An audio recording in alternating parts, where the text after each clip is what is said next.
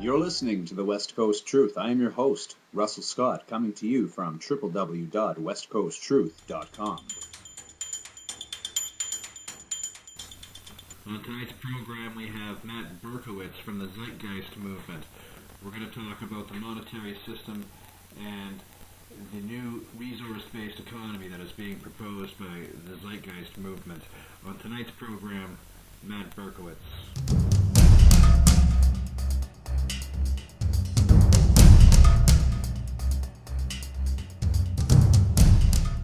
Stanley, where are you going? I thought you were going to watch the game. I don't want to watch some other guy being a hero, Thelma. I want to be the hero. I'm going down to a gold pen fun center and join a bowling league. Oh, I can see it now. Yeah? Our team is losing. Yeah. I get up to bowl. Yeah? All eyes are on me. Yeah. And I bowl a strike and win the championship. Oh, hooray, Stanley! Oh, I'm happy for you. Yeah. Go, be a hero. Thank you. And on your way out, Stanley. Yes? Would you empty the garbage? Live it up, go bowling. Live it up, laugh it up, join the fun. Bowling in a league is sheer excitement. Great exercise, too. Form your own group or join one and meet new friends at a Gold Pin Fun Center. Men's, women's, mixed, seniors, juniors. We have just the spot for you, and we're organizing right now.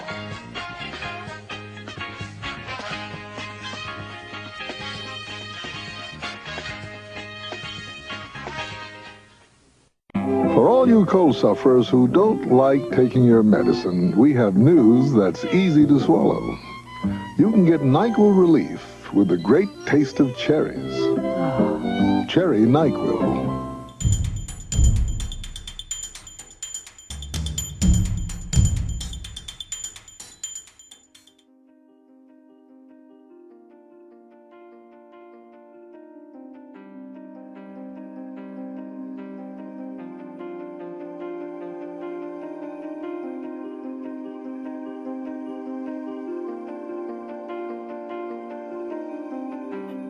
I'm here with Matt Berkowitz from Zeitgeist Vancouver. Matt, thanks for being on the show. Thanks for having me on, Russell. Appreciate it. So let's start with who Matt Berkowitz is and what is the Zeitgeist movement? Sure. I guess I'll start with the Zeitgeist movement. The whole thing started when Peter Joseph, a documentary filmmaker, released the film Zeitgeist, the movie, online in June of 2007. It dealt with various topics covering different social myths and just various problems in society. And it generated over 100 million views within its first year. A lot of controversy and a lot of incredible interest. The only thing missing from it, I think, was really an analysis of what are the real root causes of our broader social problems and what do we do about it. So people asked him, they said, well, you know, what do we do? What's a possible solution to all these problems you pose? And he discovered the Venus Project and the Jacque Fresco, which we can get into later. And he included a whole section with them in the second film, Zeitgeist Addendum, that came out towards the end of 2008. And basically it highlighted a resource-based economy, an alternative economic model that is aimed to solve our broader social problems of war, poverty, corruption, destruction of the environment, and so forth.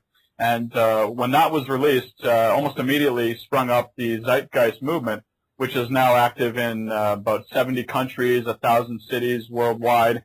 And I'm one of the coordinators of the Vancouver chapter. So that's my role in all of this. And the Zeitgeist movement exists explicitly to promote this resource-based economic model. Not necessarily the films.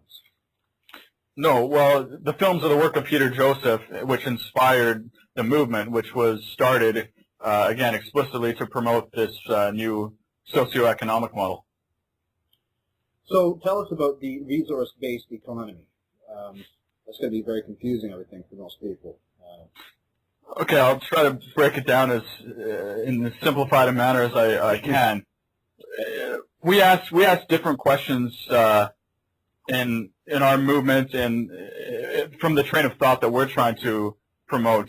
If you look at the problems all over the world, war, poverty, destruction of the environment, all these things essentially can be traced back to the monetary system. In other words, we have the technical and scientific ability and the resources to solve all these problems, but our economic model It doesn't create the incentive or motivation required in order to actually solve these problems. Doesn't create the pressure needed to meet the necessities of all people in the world. What we need is a new system that's actually designed to do that from the ground up. It's designed to be sustainable, where sustainability is not just something we talk about after the fact, but it's built directly into our social structure.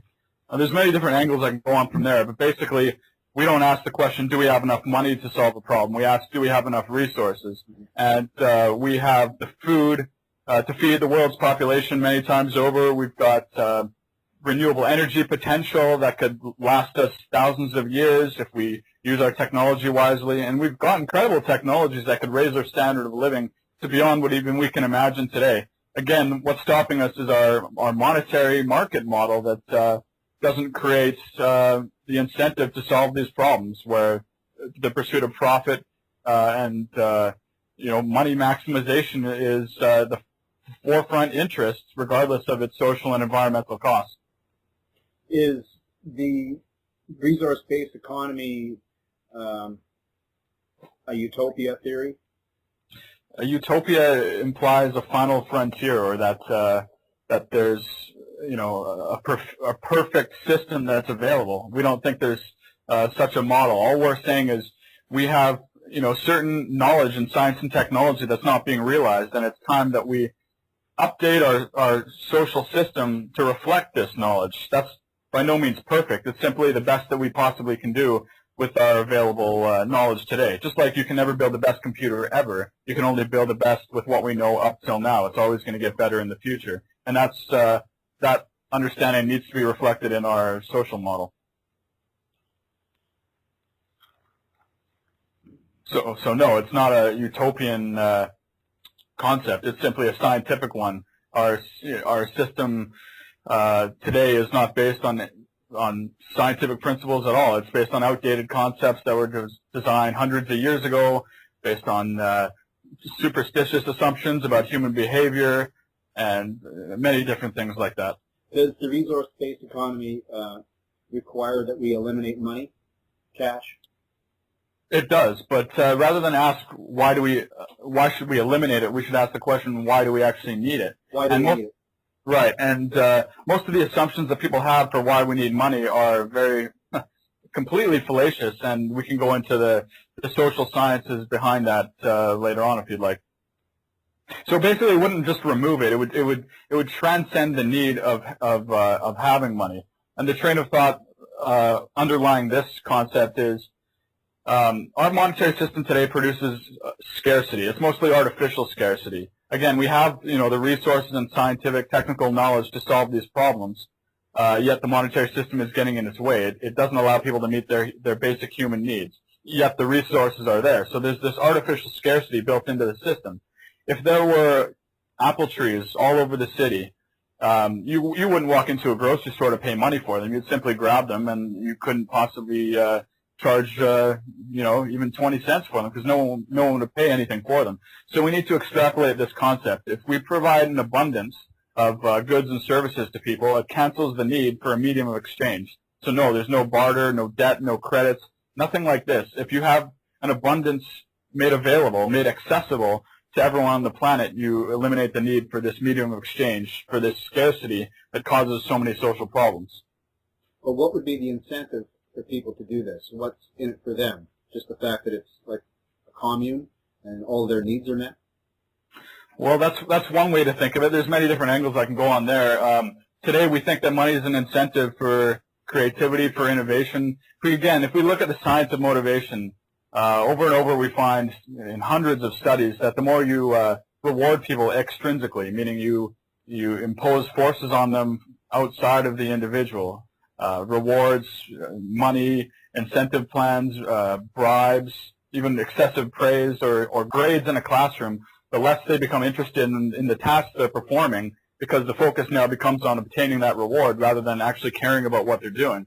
What social science finds that actually is effective at motivating people is intrinsic motivation, which simply means you enjoy what you're doing and you see a greater purpose for that.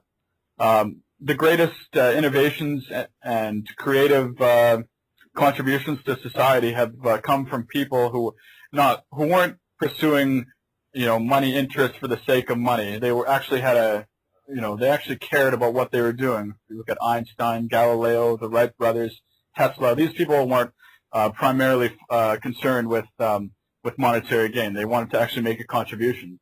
So there's that aspect. Another aspect you can say is, well, today money is an incentive because money allows us access to the necessities of life. The more money we have, the more access we get.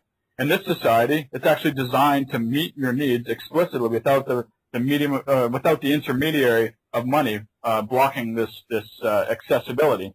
So, and then there's many different barriers that you come across. If you have an idea, if you have a technical or a technological innovation that you want to contribute to society, it's going to be blocked by many different patents and through many of the different established self-preserving tendencies that are built into the system. The last thing an oil company wants is for, the utilization of an electric car or a geothermal or solar or any other type of renewable energy to become the dominant way in which energy is obtained. That's a good point. So it's going to be very difficult to get the oil company to get on board with the resource-based economy.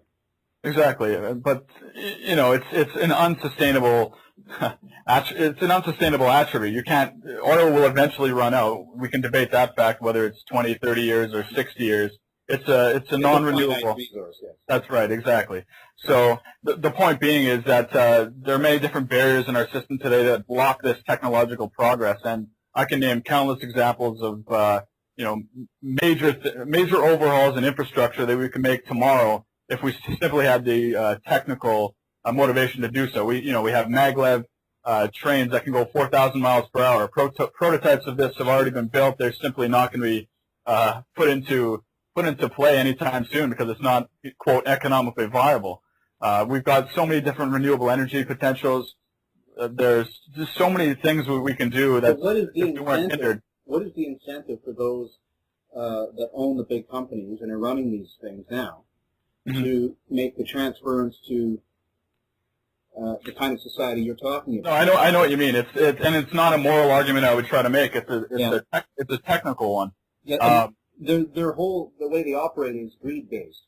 So these people run everything. So to get these people to do anything for the sake of good itself is going to be impossible, right? So. Yeah, I know what you mean. So I'd make a couple points on that. First, it's completely unsustainable. It can't last forever. So the fact that there's these self-preserving tendencies in place for the big multinationals and government powered cartels, essentially, just because there's that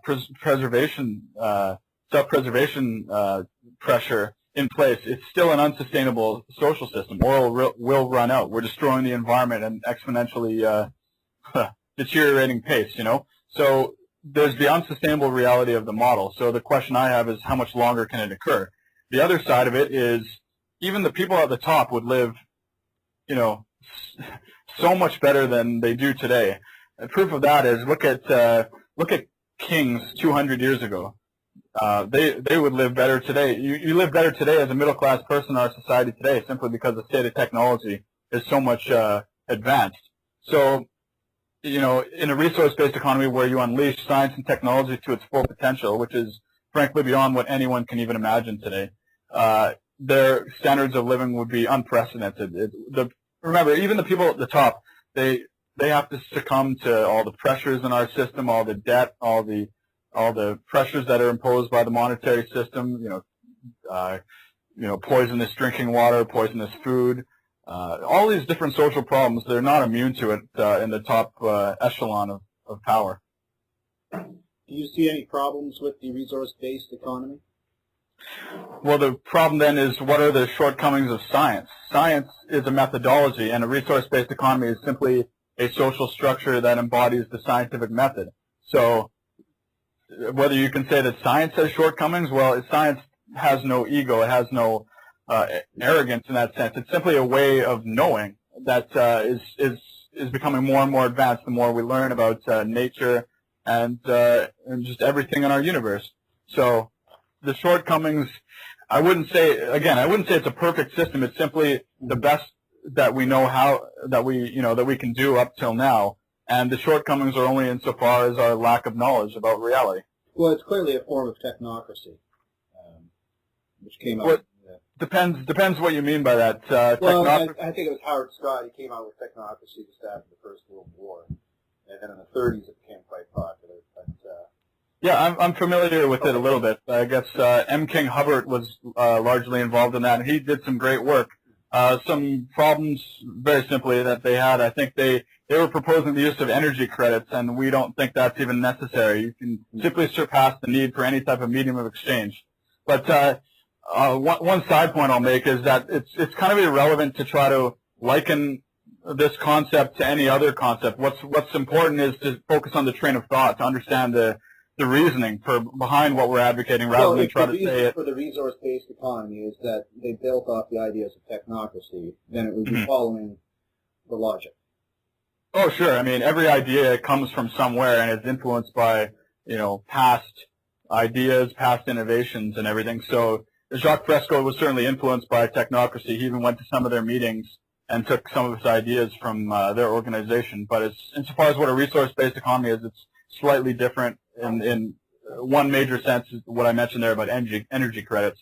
Okay, so we don't need any type of medium of exchange. Let's get into some of the more finer points and slow it down a little bit more for the second segment. We'll be back after the break with Matt Berkowitz. Are you hungry?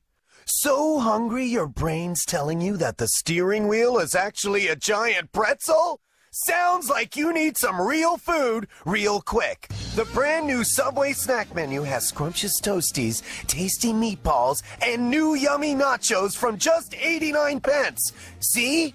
Listen to me, not the voices in your head. Can't wait till your next meal? We've got a snack for that. Subway. Eat fresh. If we were to take the shells out of Velveeta shells and cheese and add rotini pasta and tender broccoli to our rich, creamy Velveeta cheese sauce, you know what would happen? Something good. Try Velveeta rotini and cheese with broccoli.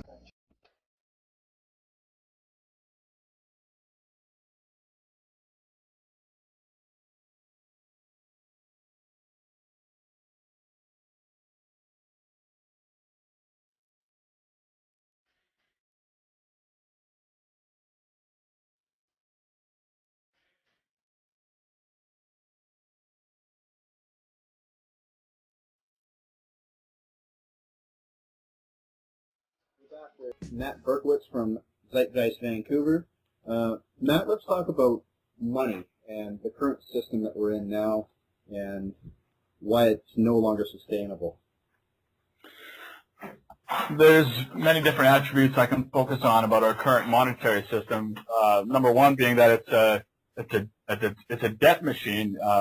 We have to look at the fractional reserve banking system, where money is created out of thin air, where interest is created. It doesn't actually exist outright in the system. And, when someone takes out a loan, they're expected to pay the principal and interest back, yet the interest doesn't exist outright in the money supply. So more and more money has to be created to cover this perpetual deficit that's created in the system. So this just creates a never-ending debt spiral that creates even more pressure and creates a lot of the international corruption we see abroad. John Perkins talks a lot about this in Zeitgeist Addendum, the second part, how United States or big multinational corporations will go into third world countries, arrange for big loans, and get them in such a huge debt hole that they have to sell off their resources at a fraction of the price, and they're exploited in this way. This is just one example of how the debt machine is used to usurp and steal resources from other countries. So there's this one attribute of the monetary system, the fractional reserve system. You have the compounding interest, and then we also have the attribute of infinite growth, which is probably the most relevant thing to talk about. Our whole system today requires constant consumption in order to keep the system afloat, or infinite growth, meaning it just can't stop. It constantly needs to grow. That's why politicians are always talking about, we need to make the GDP rise, and that just simply means more goods are wasted and consumed for the sake of profits, and more consumption for the sake of the economic model. So this is unsustainable on pretty much every level imaginable. How can you have an economic model? To economize means to preserve. And how can you have an economic system when the whole point is to, expend as many resources as you possibly can? It's the opposite of an economic system. What we really have is an anti-economic system. And again, this is what a resource-based economy tries to correct. It tries to actually be an economy, to preserve resources in the most diligent manner possible, to reduce waste as much as possible. Our whole system today does the exact opposite of that. So how do we go? I mean, you've sold me on the fact that money is a debt-driven cycle and needs to be removed. But how many years do we have left before it completely collapses, I guess, and we need to implement a new system? Do you know? Do you have any time frame on this? I'd say that time's already passed. I mean, half the world lives on less than $2 a day. 1% of the world owns something like 40 to 50% of the wealth, and the inequalities are only getting more and more pronounced. The environment, the state of the environment has never been worse. Pretty much every life support system is in a state of decline across the world. So I guess the question you're really asking is what's the threshold, or the relevant point to consider is what's the threshold that will finally make the majority of the world's population wake up and say, hey, this cannot go on. We need to seriously consider a completely new system that's not just a patchwork of our current model. That's a completely different system based on a new train of thought. So what's the threshold? Hard to say, really. And then this can go, this leads into the discussion about, how you get from our current system to a resource-based economy, the transition. That's probably the crux of the matter, for sure. Exactly, yeah. It's the million-dollar question. Obviously, I can't give you a step-by-step plan of how you get from here to there, because there's too many variables to consider, and there's too many scenarios that would arise from these different variables. What I would highlight is a number of major issues, major trends that we need to pay attention to. One I already mentioned, which is the infinite growth system. We have a planet of course, finite resources, yet we have an economic model that requires infinite growth. So we have this obvious disconnect here. And again, the question is, do we just continue this model until we've expended so many resources that the planet can no longer support the population? I mean, I don't want to see population go down because we've abused it so much that it can no longer support the world's population. Well, I mean, we've just gone over 7 billion now. Right. So exactly. Is the answer simply depopulation? No, I don't think so. There's a study done by the World Health Organization, of all organizations, I think it was a couple of decades ago. And back then they found that we had the technological know-how to feed the world's population if it were 12 times the size it is today.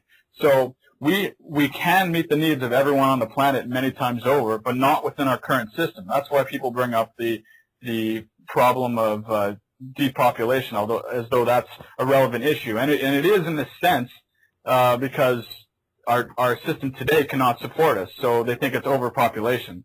But if you had a system that's actually designed to support people's needs, overpopulation dissolves into a moot point, really.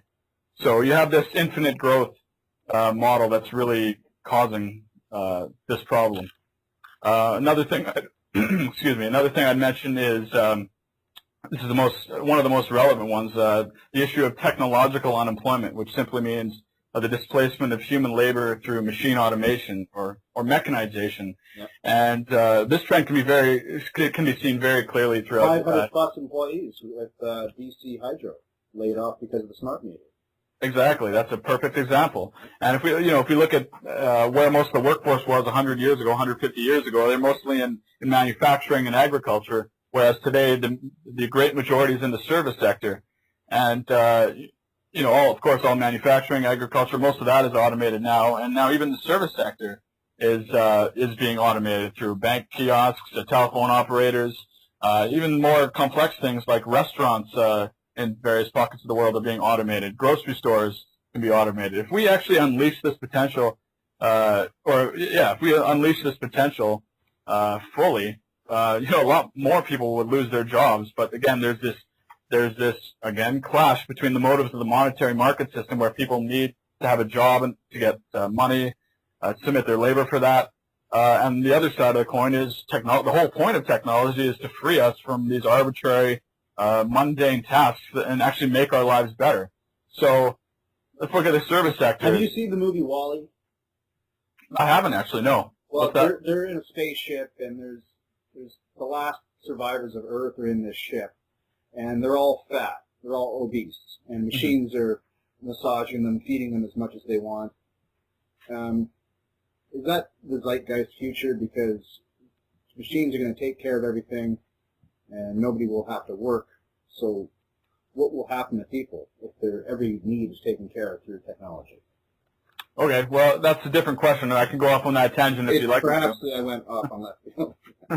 Okay, how about we come back to that? Because I was just explaining the trend of technological unemployment, and there's not really an emerging sector to absorb these job losses from the service sector, and that's, I think, why we've seen lingeringly high unemployment since the 2008 crash. And I don't think these jobs are coming back. There's simply no other place for them to go. And again, jobs are being automated faster and faster, so the chance of a new emerging sector to absorb these jobs that are, again, being lost at faster and faster rates, they just simply can't be absorbed. So there's going to be higher and higher unemployment, and I think we're just going to see lower and lower plateaus in terms of economic recession. Simply the jobs aren't coming back, and again, the threshold to consider is, well, more and more people lose their jobs. That decreases the amount of purchasing power that the public has, so they can no longer support the economic system to the degree they could before. So at what point does this whole thing collapse? 30% unemployment, 40, 50, or, how long will it take? In a sense, the Zeitgeist model is very humanitarian because it promotes population, whereas the consumerist model that they have now requires depopulation ultimately to sustain jobs. Because, to keep the percentage of people working, you would have to lower the ultimate population.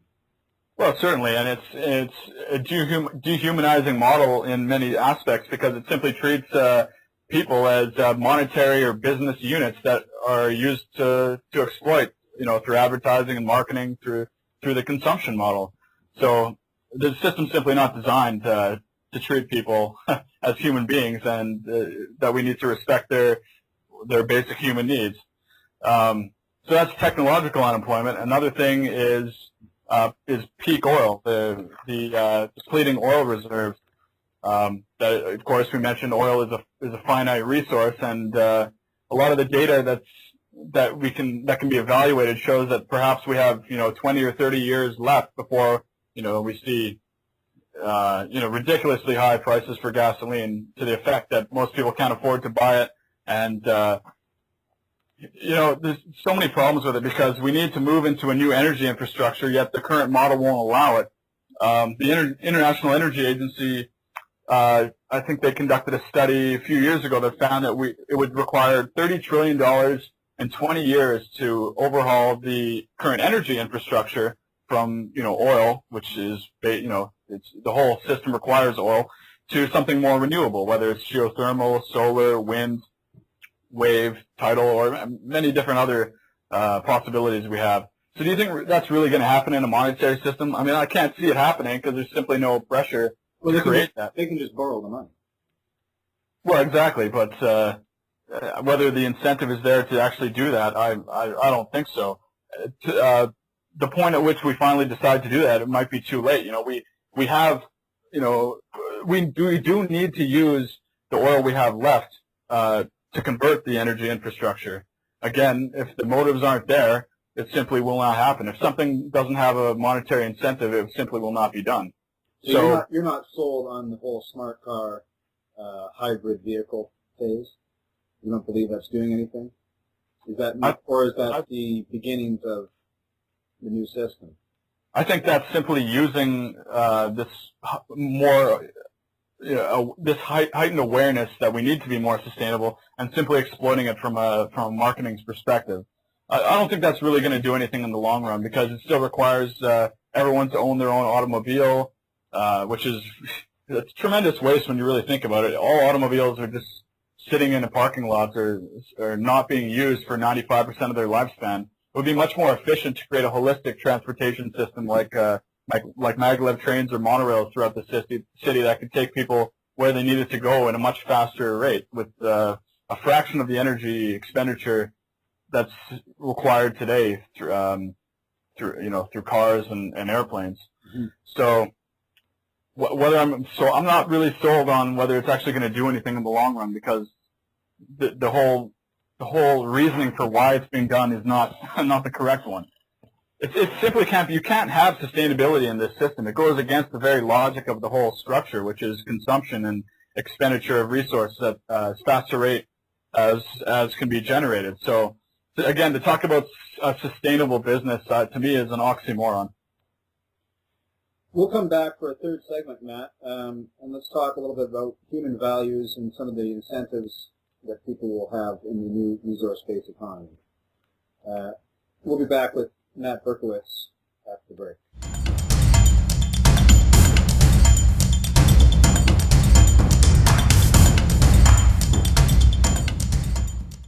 A movement of epic proportions!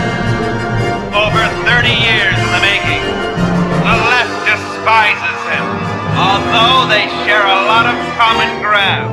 The right fears him because his influence is growing. Mainstream media tries to ignore what he has to say if it doesn't fit their corporate agenda. Yet he continues on with his message of personal freedom, non-aggression, following the Constitution, smaller government, free trade, and liberty. His supporters are knowledgeable, passionate, diverse, and growing. America needed him before, and he answered the call. Now, America needs him even more. Ron Paul for president, 2012.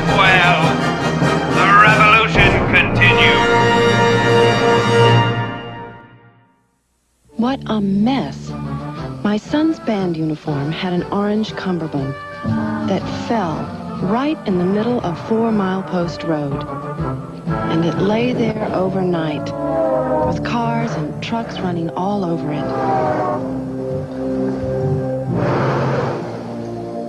The next day, when I found it, I could see the tire marks and they were ground in. I took a chance that Tide could get it out. I pre-soaked and washed as usual. The tire marks all came out. Tide saved the cummerbund and the day. Thanks, Pat DeHilster. If it's gotta be clean, it's gotta be Tide.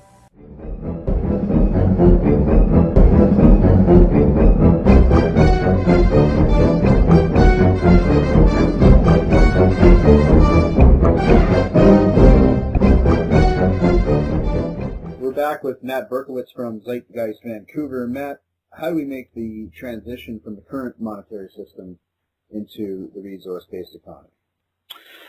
Well, I tried to point out some of the major trends that would guarantee that this system will not last. It's unsustainable on every level. What it really comes down to, though, is the public's education, their awareness, and basically the values that they largely support. To understand human values, we need to understand where they originate from. And our monetary system, of course, has a set of values that are associated with it, that it creates and reinforces through its self-preserving structure. Of course, our consumption-based economic model creates a lot of value distortions like greed and competition and jealousy, arrogance. All these values are rooted in our social system.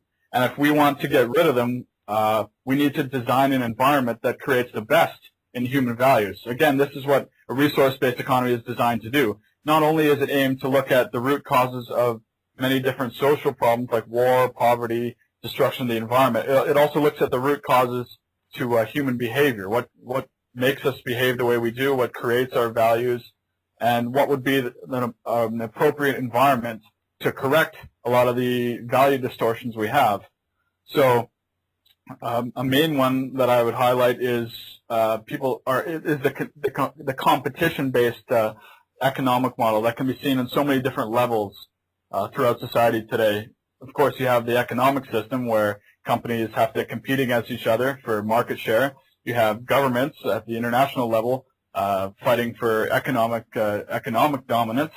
You have the labor market where people have to fight and compete for labor. Of course, the pressures of technological unemployment and higher unemployment only create heightened pressure for this and fiercer competition. And then we also have in our education system, our whole education system is predicated on competition. Everyone has grades, and if you're graded on a bell curve, it just creates an even more competitive environment.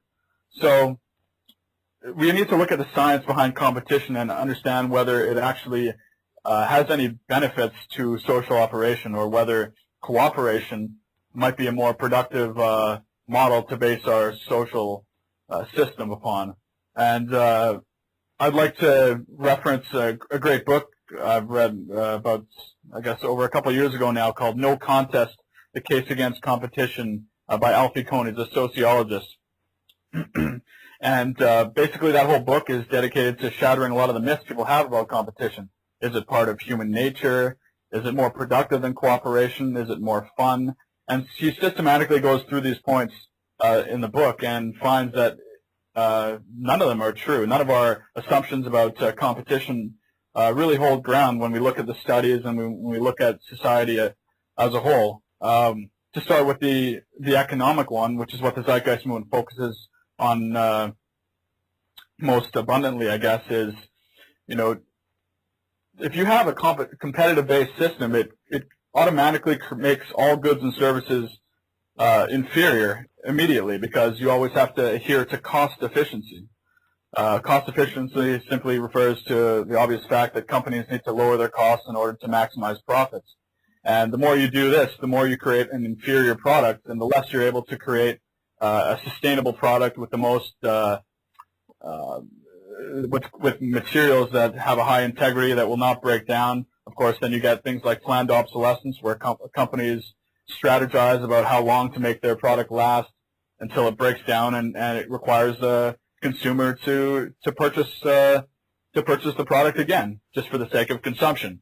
So we have this aspect of competition, our economic model, that is inherently wasteful and damaging to the environment. Well, they used to make things to last, things made to last. More so. There's a good documentary called The Light Bulb Conspiracy, which I'd recommend, and it covers the history of planned obsolescence. It started, about 100 years ago, and it really took off in the Great Depression when economic philosophers were debating on ways of how to get out of the Depression. And one of the theories was, maybe we should create things to break down so that people will have to buy more, and it will propel GDP up. Unbelievable what this economic model calls for. That's just one attribute of it, right? So this means that things are getting worse faster all the time. Exactly, and that's the logic of the system. So, and then you also have the myth that competition creates incentive for companies to create better products. Again, I touched upon the issue of incentive earlier, in the fact that true innovation and creativity comes from intrinsic motivation, from a desire to create, to contribute to society. It's not through competition. The only incentive that generates is really to maximize profits, and more usually that translates into creating inferior products and designing products to break down in order to increase market share. I'm not going to deny the fact that obviously innovations have come out of this system, but whether that's because of the system or despite it, I would argue that it's despite the system. So we have... You're not saying that people aren't... Are you saying that people aren't competitive naturally, that that's a result of the monetary system? That's right. We're conditioned to compete, just like we can be conditioned to cooperate. So even children seem to be very competitive with each other. 3 or 4-year-old kids with their brothers, sibling rivalry. Competition will flourish in an environment where competition is promoted, and we have to look at the variables responsible for this competition. Most often, it's a scarcity that is present in the environment. kids will behave competitive if one of them has something that the other one doesn't. So that's, an imposed scarcity in the situation. Just like in the animal kingdom, if animals don't have the food that they require in order to survive, they're going to have to compete and be violent in order to get that food. Whereas different animal species who live in abundance, who have everything they need, don't exhibit these tendencies. So there's examples of both. To the effect that competition is natural, it's hard to even make a claim like that. It depends on the environment. I'll quote Dr. Gabor Mate, who's made this statement in Zeitgeist moving forward, the third one. He said that the only relevant way to look at human nature is in the context of human needs. We all have human needs that need to be met if we're going to grow up to be healthy human beings. We've got food, water, shelter, clothing. These are the obvious immediate needs, and then we also have psychological needs that need to be met. Relationships, reciprocity, compassion. We have many different needs that need to be met on a psychological level, and if they're not met, then we're going to have a distortion of human nature, which is what we see most pervasively in society today. Most people's human needs are not met, and that's why I think we see a lot of the value and behavioral distortions we see around the world today. So that's how we would define human nature in an objective sense, I would say. You can't simply say this behavior is hardwired into human beings. That doesn't even make any sense. I mean, you could say that there's a genetic basis for behavior, but genes do not condition behavior. They simply set propensities that have to be triggered by the environment. Genes are essentially switches that can be turned on or off by the environment depending on the pressures in that environment. So no, competition, getting back to that point, competition is not an immutable part of human nature. It will be exhibited where the environment supports it, where scarcity is present, and cooperation will flourish in an environment where that behavior is rewarded. We should focus on a lot of the cooperative efforts that human beings engage in today. I think they're far more dominant than the competition. So, well, what about the Occupy movement? I mean, there's a certain degree of community there. Oh, absolutely. I mean, what's your point though with regard to competition? Do you mean? I'm not sure. We're talking about human values and people rallying together and teaming up and doing things. And I haven't seen a bigger example of that recently. More so than Occupy. That's where I'm going.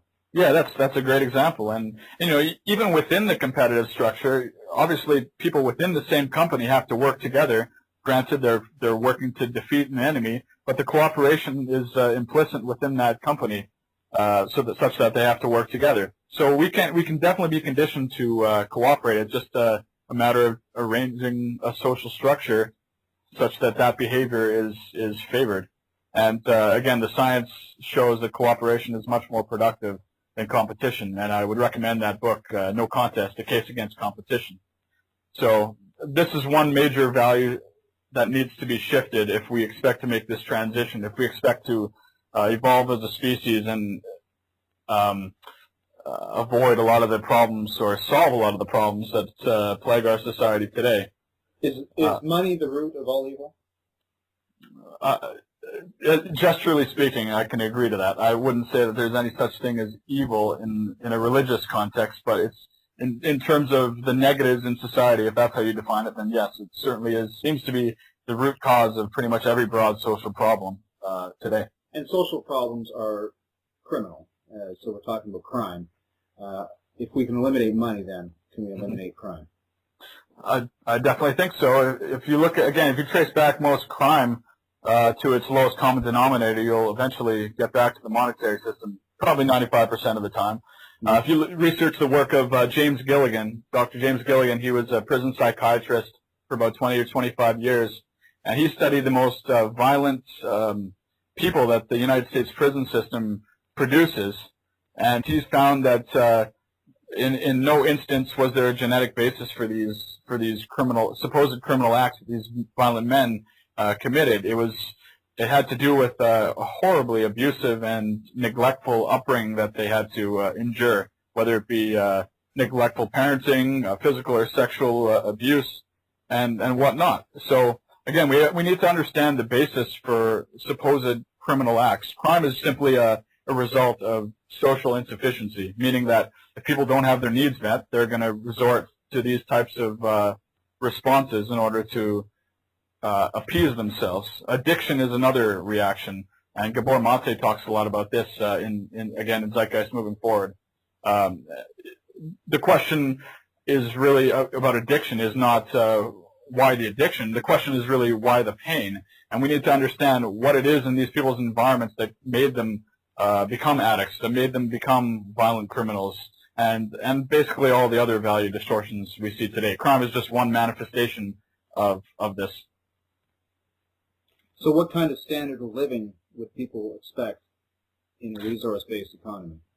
Beyond what even we can imagine today, beyond what the richest man today can support. Again, why I say that is, 100 years ago, could we even imagine what the state of technology would be today? Most people would have laughed at you if you told them that we'd have, cellular phones or just the internet. I mean, who could have even imagined some of the things we have today 100 years ago?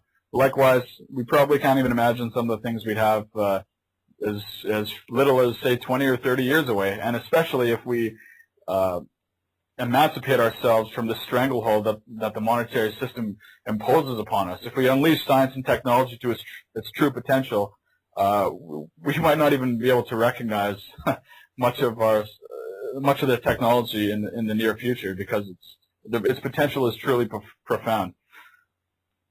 So yes, people will have full access to the necessities of life. You simply walk into say a grocery store and obtain the food you need and walk out. No need to pay for it, because the goods or because the resources are simply there to provide for you.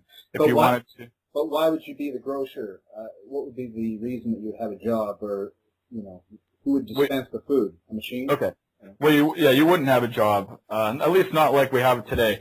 If we look at the potential of machine automation, we have the ability to automate a great degree of the jobs that we have today. Well, first of all, let's say we get rid of the monetary system. You eliminate, every financially related job, whether it be accounting, stockbroking, anything on Wall Street, completely gone, because it doesn't contribute anything to society in a tangible way. It's simply there to feed the structure we've created today. So if you get rid of the monetary system, you eliminate all these financially related jobs. The jobs that would be left are the actual technical ones, and it's very easy to automate the technically simple jobs. No one would need to, unless you wanted to, no one would need to be in a restaurant serving, cooking. All this stuff can be automated, and as time goes on, we'll simply be able to automate more and more of these jobs. We even can automate technically complicated things like surgery. I think they've even started doing this in a hospital in the United Kingdom. We have tremendous potential, for machine automation, and I think the estimate provided by the Zeitgeist movement and the Venus Project is that roughly 2 or 3% of the jobs that exist today would remain, if that, such that we would need very little manpower to uphold this system. What we would need is supervisors and some of the more technically complex jobs like engineering and industrial design, stuff like this. Eventually, the number of people required to do this would be diminished. But again, if you set up this resource-based economic model, the whole incentive shifts. You're not imposed upon by all the pressures and debt that the monetary system creates. Just as a tangent here, there was a study done, a Gallup poll done in the 90s that found that half of Americans contributed about 4.5 hours of their week to social causes for a total of 20.5 billion hours per year. That's on top of the monetary system. I guarantee you that number would go up in a system that's actually designed to take care of you, where we didn't have all the negative consequences we have today. Well, who's to say what their motivation for volunteering is when it's in a monetary system? Well, that's a fair point, but I think that number alone shows that people are willing to volunteer their time. So that's the point I wanted to make, that people certainly will do that. Religion, does it exist in the resource-based economy? You can't outlaw religion. You simply can provide information available such that irrelevant belief systems eventually become educated out. That's simply all I can say about religion. So in other words, it wouldn't be encouraged. Well, no, it's not. Religion does not favor critical thinking in the sense of questioning belief systems. It tries to preserve its own belief system and reject things that contradict their established belief systems. And they're pretty much always not based on a scientific line of thinking. So people will, then they won't be told not to engage in it, but I think over time it will be educated out because there simply won't be any reinforcement to create that type of association. Matt, we'll take a break. We'll take a call perhaps on the last segments and wrap everything up. Great. We'll come back with Matt Berkowitz from Zeitgeist Vancouver. Young teacher, the subject of schoolgirl fantasy. She wants him so badly, knows what she wants to be. Inside her, there's longing, this girl's in. Morgan David has been making high-quality wines for 50 years, and now they invite you to try MD 2020, the naturally mellow wine. Made from the finest premium American grapes, it has the same great taste, but now with a great new look. Look for the pure, fresh fruit on the new MD 2020 bottle. Red MD 2020 is a pure grape wine. Big Apple is a pure golden apple wine, and Plum Supreme is a grape wine, red in color and flavored with plum and other natural fruit flavors. Its great taste can be enjoyed anytime, with friends, at a party, when relaxing at the end of the day, or just to celebrate life. It's a fine wine anytime. MD 2020 is a great wine and a lot of different drinks. Straight is great, chilled to perfection. The great taste of MD 2020 stands up on the rocks beautifully, or you'll be pleased how well it mixes. Pure, smooth MD 2020, the naturally mellow wine. Look for the fresh fruit on the label. MD 2020, a product of the Morgan David Wine Corporation, Chicago and Westfield, New York. Hey, you! Fat man, you're so fat you got baptized at SeaWorld. You're so fat when you got on the elevator, the maximum capacity was you. You're so fat when you tried to cross the street, people ran out of gas trying to go around you. You're so fat you sat on the rainbow, Skittles popped out. They're going to rename the Goodyear blimp the Goodyear You. Greenpeace is going to drag you back to the ocean. You sweat Crisco. The earth really does revolve around you. Don't be such a fat ass. Lighten up with Zenadrine. Burn your fat or I'll burn you, fatty.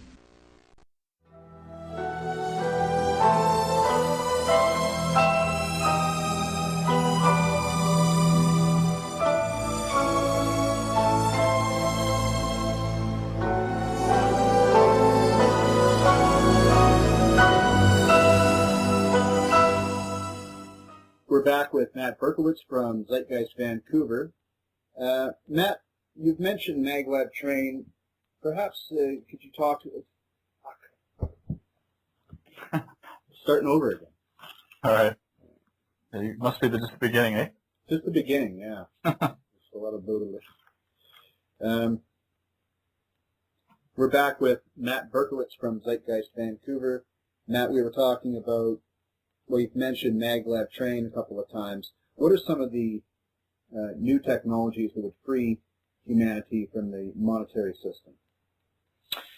Well, I can go into the MagLabs a little bit more. MagLab trains, we have the technology to create these transportation systems that can go 4,000 miles per hour. So you could essentially go from here to China in 2 hours, or to New York for an extended lunch break. It uses about 2% of the energy expenditure that airplanes use. It was developed by a company called ET3, Evacuated Tube Transport Technologies, and they've been developing this technology. So it's already good to go. We can use it right now. Another bunch of examples. One mentioned in Zeitgeist moving forward is something called contour crafting that basically allows 24-hour construction of a concrete house without any manpower whatsoever. It simply takes the design from a computer basically, and that is put into the device that creates this concrete structure through 3D printing. 3D printing is another technology. It's not even new. It's been around for 30 or 40 years. It simply allows allows you to replicate whatever object you have. If you have the materials, you simply input that object into this 3D printing machine, and the printing machine duplicates it for you. So that's another example. There's another example. By the way, you can go to zeitnews.org, zeitnews.org, and there's a section called Core Technologies, and it highlights some of these technologies that we have at our disposal that most people are unaware of. Another example is the Zero House, which is essentially a completely self-sufficient house that generates its own electricity. It recycles its own waste products. It collects its own water. It's completely automated. So again, we've got so many technological advances at our disposal that are simply not put into practice today for many different reasons. It's simply a matter of employing this potential to its fullest if we want to make our system as efficient and sustainable as possible. Matt, there's been 3 movies so far with Zeitgeist. The first movie, can you kind of go through briefly the 3 shows that Zeitgeist offers now? Is there a 4th one coming out? I've heard rumors. Yes, there is. Well, like I mentioned at the beginning of the show, the first film was essentially a personal awareness project of Peter Joseph, the filmmaker, and he just sort of released it without much thought as to what would happen afterwards. It dealt with various myths in society, different problems, goes through the historicity of religion, looks at the events of 9/11, and scrutinizes the monetary and banking system. Just looking at a lot of misconceptions that are generally believed to be true by the public. That generated a lot of interest from, I think it was 100 million views in the first year, and it generated the motivation to create Zeitgeist Addendum, which looks at more so at the monetary system, how that's basically the root cause of most of the social problems we have today, and looks at this alternative socio-economic model called the resource-based economy. And that's in the second half of that film.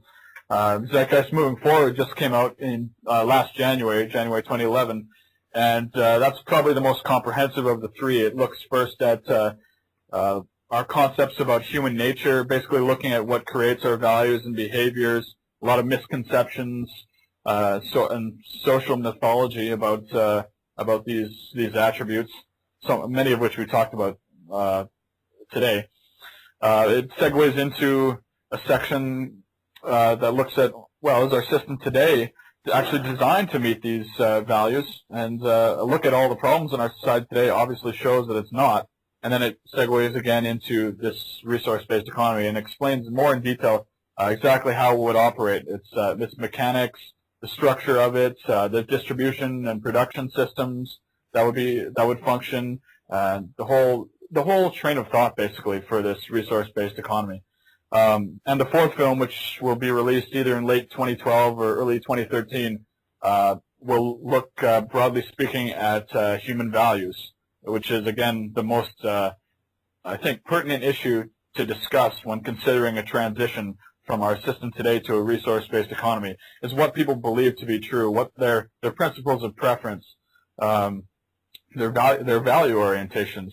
So that film will go into, well, essentially it will be a challenge to people, and we'll ask the question, are your values sustainable? And to talk about that, that's, I guess, more of a long-winded point, but to summarize it, I would say, how do you define whether your value system is sustainable? Well, you have to look at their relationship to the natural world. Are they sprouted? Are they grounded in an empirical train of thought, or are they simply subjective or arbitrary conditioning from what our social system conditions today? And unfortunately, many of the values that people support today are just based on traditional assumptions about how society operates. In that second film, I haven't seen all of the third one. There's a gentleman there by the name of Jacque Fresco. Right. Who is Jacque Fresco? Jacque Fresco, who's also featured in Zeitgeist Addendum, he's the founder of the Venus Project. He's a 95-year-old industrial designer, social engineer. He's been working his whole life trying to answer the question of how would you design a sustainable system for everyone in the world. And his years of research have allowed him to arrive at this system called a resource-based economy. So basically, the Zeitgeist movement was initially created to be the activist arm of the Venus Project, and now we just broadly work to promote this resource-based economy, because that is what is the important thing, the train of thought underlying this new social system. On the Zeitgeist movement's Wikipedia page, it says that there's been a separation between you and the Venus Project, you being the Zeitgeist movement.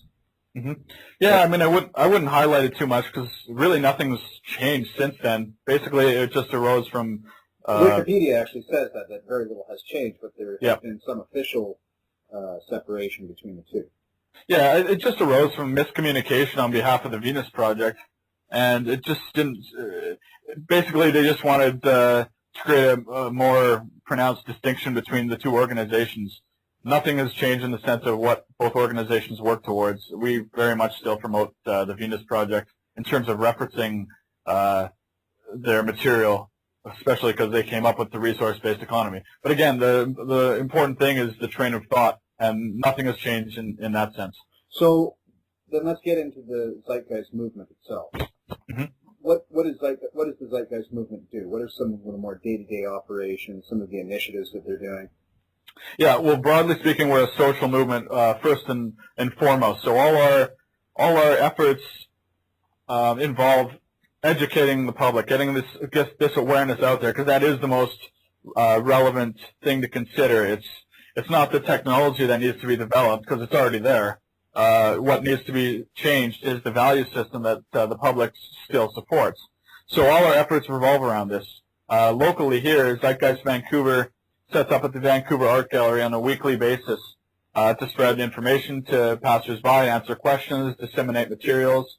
On a more international scale, there's probably three things I would highlight. We have two main events annually, one called Zeitgeist Day, or Z-Day, which occurs in the middle of March every year. It's an purely informational event where we have speakers and lectures to further this information, to focus on different attributes of what we talk about, whether it's technological unemployment, the state of technology, the education system, different sociological matters. So this event is designed to be purely informational in that sense. And then we had our first annual Zeitgeist Media Festival in September, and that's basically a way of spreading socially relevant values through socially relevant art. So we had, here in Vancouver, along with many other cities, we had many different musicians and bands perform, many different artists perform throughout the day who were in line with our train of thought, basically. So we have those two major events, and then we've got town hall meetings on a monthly basis where chapters gather wherever they do, basically, to just open up the floor to discussion and to try to create this communal feeling, which is really what needs to be done, to create a community where people can voice their concerns, ask questions more intimately with Zeitgeist movement members and whatnot. So, and we just compound those efforts here in Vancouver by setting up at the art gallery every week to provide that more of a platform to do that. So one question I had, I didn't find a way to work it into the show, so I'll ask it now, was how would wealth be transferred from the monetary system to a resource-based economy? So someone who's been working their whole life and they've got a nest egg stashed away, how would they somehow, get into a new system? How would that work? Well, eventually money would just simply cease to exist and everyone would have access to necessities of life. Remember, the standard of living would drastically increase in a resource-based economy. So this supposed wealth that this person has, it would be seen as arbitrary. The value system in society would have reached a point where this wealth is no longer relevant, where they would realize that their standard of living would be a lot better. That's a lot more responsible to live under this resource-based economic model rather than cling to their wealth. Would there be unlimited drugs and alcohol for everyone? Endless parties? Those are specific issues. You know, those social problems, meaning abuse of drugs and alcohol, arise when people are not educated, and in our system today where advertising and marketing and the whole consumer culture tries to distract people with mindless entertainment 24/7. You know, so when it comes to like people like addicts, restricting them from the drugs is not the answer. The research shows that you need to provide them with it in the most safe manner, because they're going to find a way to get it, whether you provide it to them or not. So we need to. The more relevant question is, how do you stop that kind of behavior? How would you create an environment where people wouldn't have to resort to placating themselves with drugs and alcohol? So, I mean, I could go on a huge tangent about that, but it might take too long. Well, we only have a few minutes left. Right, right. So I'll leave the floor to you. I'll give you the floor with any kind of promotions you want to tell the audience, anything that Zeitgeist is doing in the community. If people want to get on board with Zeitgeist, if they want to donate to Zeitgeist, how would they do that? Sure. Well, we don't really accept donations except on a local level at the Vancouver Art Gallery, which simply goes right back into the materials we produce. We try to be as disassociated from the monetary system as we possibly can, as it simply just leads to corruption. I was just asking you that. Yeah, thanks. So you can go to our website locally, zeitgeistvancouver.com, or the international website is the zeitgeistmovement.com. And basically, it's a different movement in the sense that there's nothing really to join. What there is to join is a train of thought. You agree with the material, you promote it, you talk about it, you inject it into conversations wherever possible, and you shift your value system and your perspective in life and society according to these values that we promote, which are empirically based. So you can go sign up to the zeitgeistmovement.com, and if you're listening locally, zeitgeistvancouver.com. We have, again, weekly activism activities on a local level, so definitely check us out at the Vancouver Art Gallery between 11 a.m. and 5 p.m. every Saturday. We'll be having our town hall meeting this coming Saturday, I believe, at Waves on Smythe and Howe, and the following Sunday we'll be having a little workshop Q&A where we will go through the most frequently asked questions and objections or projections that people have about the Zeitgeist movement. You know, isn't it similar to communism? Isn't it against human nature? Yeah, I guess that's a good. I appreciate that, because is there an objection that's common that I haven't brought up? You asked about incentive. That's a common one. The human nature one is probably the most common. People make a lot of prima facie associations, surface level associations based on attributes of other systems. They say, oh, well, your system doesn't have private property, so that must be communism, because communism also had private property, So they take these surface level attribute similarities and they just assume that they're the same system rather than looking at the train of thought. No other system in history that's existed has been based explicitly on resource management, and that's the foundation of a resource-based economy: peak efficiency and peak sustainability. So, I won't go into countering all of them right now because we don't have time. But that's what we'll do at this workshop. Basically, we'll go through a lot of these frequently asked questions, a lot of which are on our website. There's a huge FAQ section and a knowledge base that goes through a lot of these points. So that's what we'll do more so in depth, and allow people to voice their concerns and objections, whatever they want to say. So that'll be the last Sunday of November, the 27th. And then further into the future, again, we have Zeitgeist Day in March, and actually the main event this year will be in Vancouver. So we're actually going to have Peter Joseph in town for March. I think the dates are 9th, 10th, and 11th, but we'll have more information on that in the future as that materializes. So the main event will be in Vancouver, so there'll be a huge event here. I believe the main event is at the Vogue on the Saturday the 10th. But again, stay tuned for more information on that. So lots of stuff coming up. Does that have anything to do with the fourth film? Nope, the fourth film will be later in the future, but the fourth film will be largely based on getting these, this new value system out there. So it's all complementary. So when can we look forward to the fourth film? Perhaps fall of next year?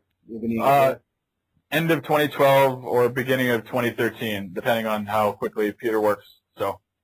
Okay. Matt, it's been a pleasure having you on the show. You're truly informative. Thanks a lot, Russell. I Thanks for appreciate having your me time, on. man. Thank you.